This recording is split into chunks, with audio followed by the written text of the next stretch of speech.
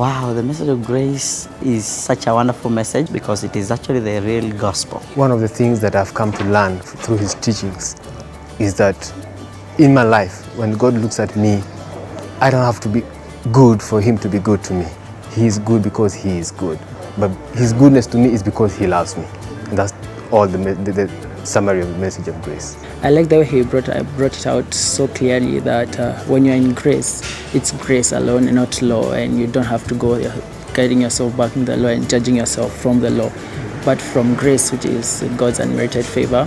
Even that when you fall, you're still under grace, and the grace of God is still sufficient to pick you up. I love that.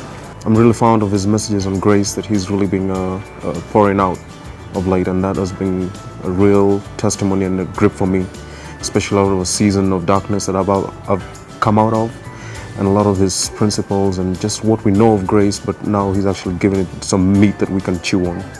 And especially right now, my marriage is coming back onto good feet, and I thank him for bringing it out very simply and moderately that you can take home and apply. It impacted me a lot because it has taught me that I just need the grace of God to uplift my life and to give me the good life which I need, because without grace there is nothing in your life which can go well, and because of grace everything has been made available for me. Grace, according to me, it's something that we really need to embrace, because as Christians we have been living under condemnation, because when we were young we were being taught about sinning and condemnation. So when you do a wrong thing you're condemned, so you've grown with that condemnation in you.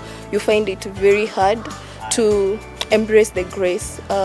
You embrace what Christ did for you, and just as Dr. Creflo said, it's not sin that is sin, it's the sinning nature that is sin. So we just need to know that we can get rid of that by embracing the grace of God in our lives. I would say that he has some spiritual sons here in Kenya, and to promote this gospel of grace, and we're just glad he came. When I used to preach the law to the people, I used to condemn people by the way I was preaching in a harsh way. I found them not receptive to the gospel, and I could see 5 people giving their lives to Jesus per year. Nowadays it's totally different. I see 5 people every week coming to Jesus after hearing the message of grace. The name of the church is World Changers. Yes, it has really changed me. His teachings have really transformed my life. About 4 years now, I've been an online member of World Changers Church.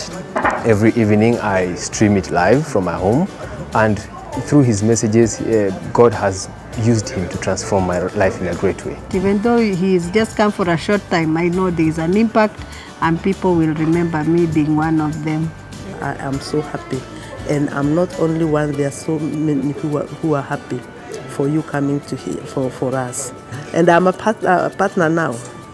He should come and live in Kenya.